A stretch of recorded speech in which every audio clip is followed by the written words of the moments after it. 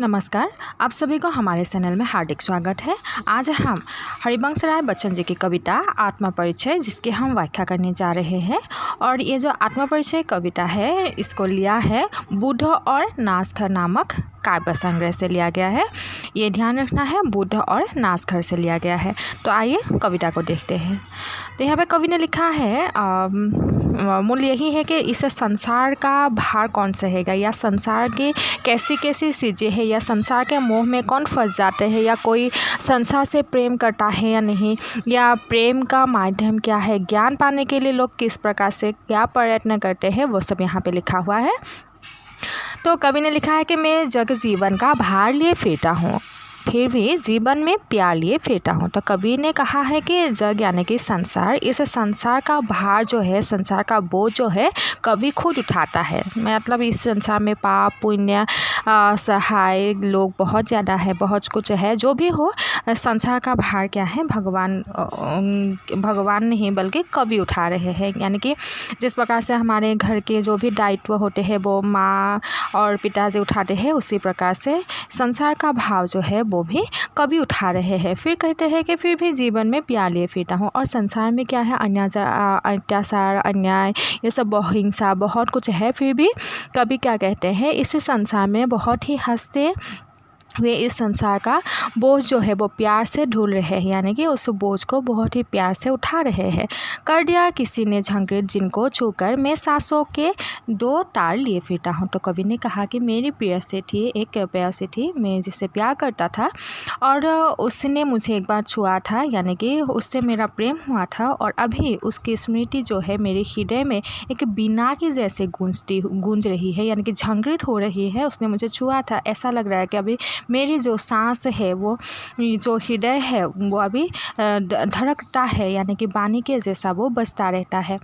फिर कवि ने लिखा है कि मैं स्नेह सुरा का पान क्या करता हूँ, मैं कभी न जग का ध्यान क्या करता हूँ। जग पूछ रहा उनको जो जग की गाते, मैं अपने मन का गान क्या करता हूँ। तो कवि ने लिखते हैं कि उन्होंने स्नेह सुरा का मतलब क्या है, मदिरा। तो उन्होंने स्नेह का पान कर लिया है, स्नेह का मदिरा यानी कि प्यार का मदिरा उन्होंने पी लिया है। और मैं कभी जग का ध्यान करता हूँ। और उन्होंने कहा है कि मेरे हृदय में क्या है, सिर्फ स्नेह और प्यार भरा हुआ है। और मैं इस जगत को, इस धरती को कभी भी ध्यान नहीं देता हूँ, इससे मुझसे कोई लेना देना नहीं है।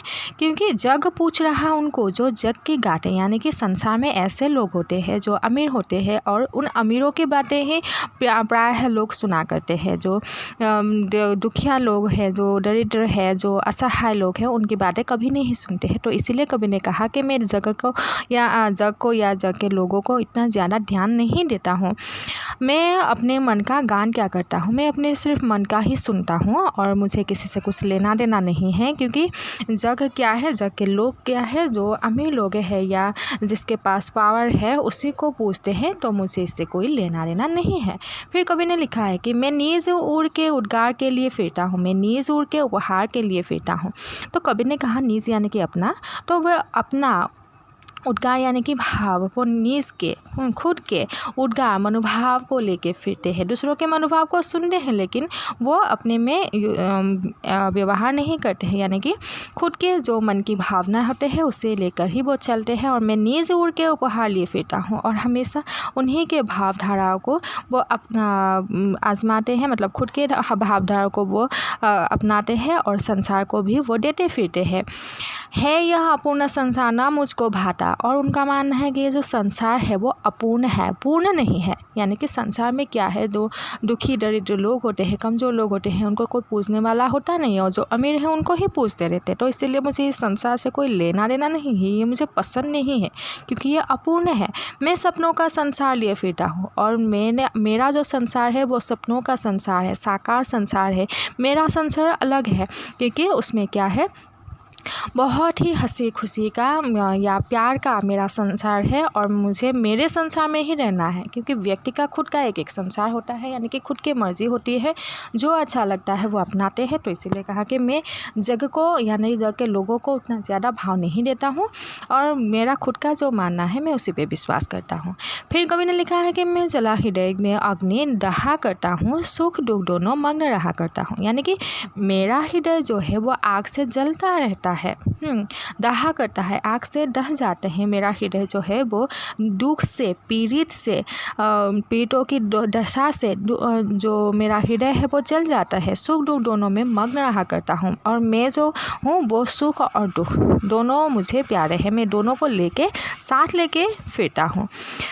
जग भव सागर तरने को नाव बनाए, मैं भव मौजों पर मस्त बहा करता हूँ। यानी कि इस संसार से मुक्त पाने के लिए लोग नाव बनाते हैं, यानी कि भगवान के पास जाने के लिए जरिया बनाते हैं, लेकिन मुझे ऐसे कोई जरिया की आवश्यकता नहीं है, क्योंकि मुझे इस भवसागर में मस्ती से रहना है। इस संसार से मुझे पार होके नहीं जाना है। मेरा जो संसार है वो प्यार का संसार है और मुझे इस संसार को छोड़ के कभी नहीं जाना है।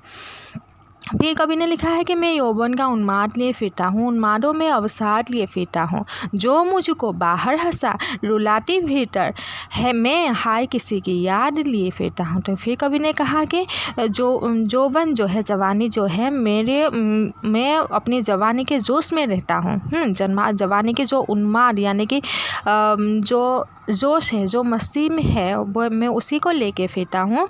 उन्मादों में अवसाद लिए फिरता हूँ और अवसाद का अर्थ है दुख या पीड़ा। में उस खुशी में भी दुख लेकर फिरता हूँ, यानी कि सुख और दुख दोनों है मेरे हृदय में, जो मुझको बाहर हंसा रुलाती है। यानी कि मेरे सुख दुख मेरे हृदय में ही है और कभी मैं बाहर से हंसते हुए दिखाता हूँ, लेकिन मेरा अंदर जो है, मेरा भीतर जो है दुख बहुत ज़्यादा है।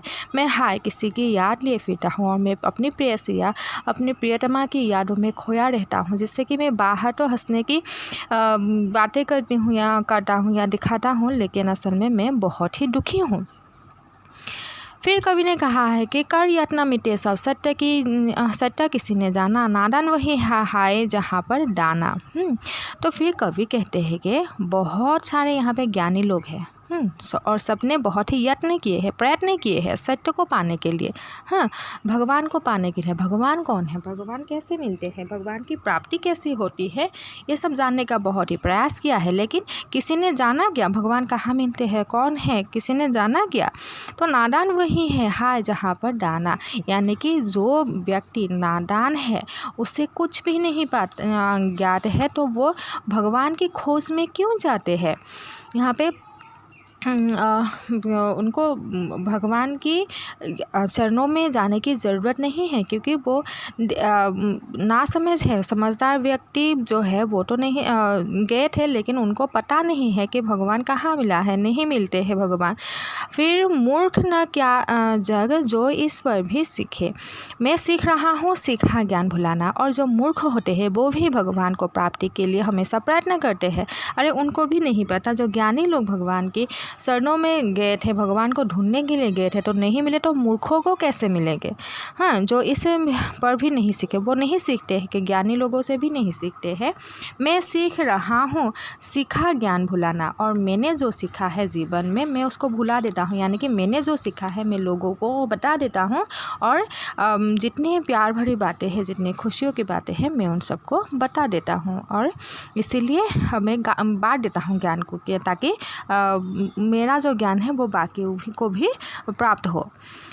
फिर कहते हैं कि मैं और जग और कहाँ का नाता, मैं बना कितने जग रोज़ मिटाता। यानी कि मैं और क्या है जग, मेरा और संसार का कहाँ का नाता, यानी कि कहाँ का संबंध है, मेरा और जगत का क्या संबंध है। बना कितने जग रोज़ मिटाता।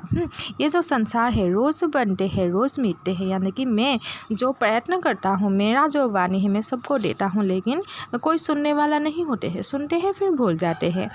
जग जिस पृथ्वी पर जोड़ा करता वैभव में प्रति पग से उस पृथ्वी को ठुकराता। यानी कि यहाँ की संसार के जो लोग होते हैं वो ऐश्वर्य विभूति वैभव यानी कि वो अपनी ऐश्वर्य धन संपत्ति या वैभव से ही खुश रहते हैं। वो पृथ्वी के जितने भी लोग होते हैं सभी धन के पीछे दौड़ते हैं।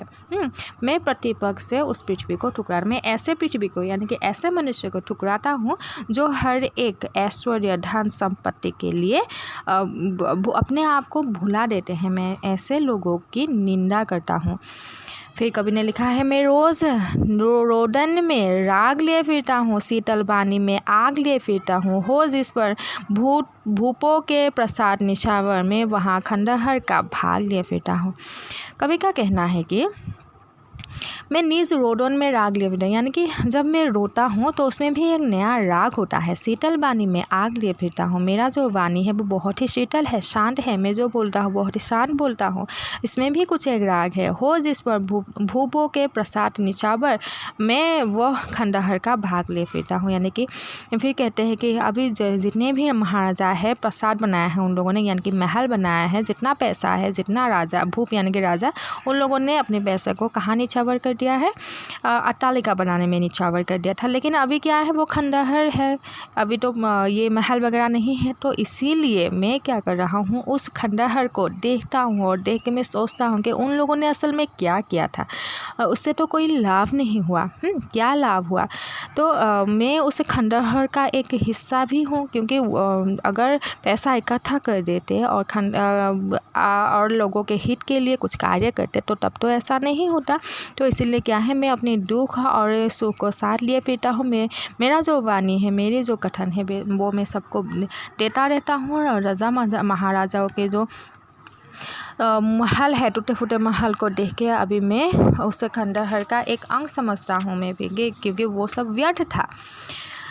मैं रोया इसको तुम कहते हो गाना, मैं फूट पड़ा तुम कहते चंड बनाना, क्यों कभी कहकर संसार मुझे अपनाए, मैं दुनिया का हूँ एक नया दीवाना। फिर कभी कहते हैं, जिस समय मैं रोया था अपनी पत्नी के, अपनी प्रेयसी के इंतज़ार में जिस समय रोया था, उस समय मेरे हृदय से एक गान निकले थे, एक कथन निकले थे, मैं फूट पड़ा तुम कहते चंद बनाना। और जैसे ही मैं रो पड़ा था और तुमने कहा था कि ये नया चंद बनाओ, यानी कि नया इतिहास बनाओ, नया कविता लिखो, क्यों कभी कहकर संसार मुझे अपनाए। तो कवि ने मुझे एक नया नाम दिया है, मतलब लोगों ने मुझे एक नया नाम दिया है, वो है कवि। मैं तो कवि नहीं हूँ, क्योंकि मेरा जो दुखी हृदय है उसमें से जो कथन निकले हैं मैं उसे बयां कर देता हूँ। तो लोगों ने मेरा नाम कवि क्यों रख दिया? मैं दुनिया का हूँ एक नया दीवाना, मैं तो दुनिया से पसंद करता हूँ, दुनिया के लोगों को पसंद करता हूँ, मैं दीवाना हूँ, सबको मैं प्यार दिलाना चाहता हूँ। तो सबने मुझे कवि क्यों माना है?